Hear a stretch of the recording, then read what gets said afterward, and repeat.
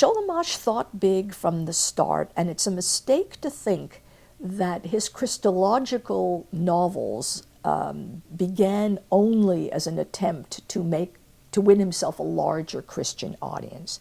If you go back into his very earliest writings, there are already stories there, not one, not two, but quite a number, that have to do with the nexus between Judaism and Christianity. He was not the only one to begin to recognize that, hey, if there is a modern embodiment of Jesus, it is the Jewish people.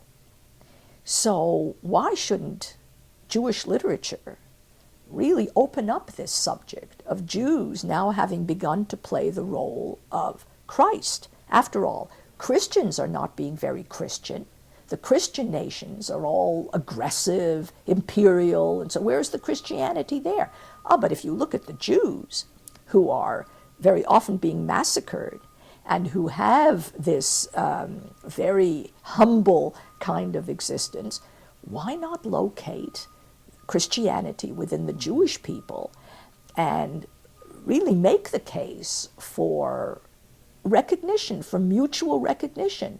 Christians, you have to recognize the Christian elements within Judaism, and Jews, you have to recognize the similarity between yourselves and real Christianity. So this is a theme which he began to develop in a number of ways, and finally in the 1930s, which with what I call the worst sense of timing in history, in literary history, in the 1930s, it's when he really feels that he's ready to do this full-blown trilogy of the life of Jesus himself, right? And and of course, it was a terrible time to think of himself as being the person who was going to bring about this rapprochement between Jews and Christians.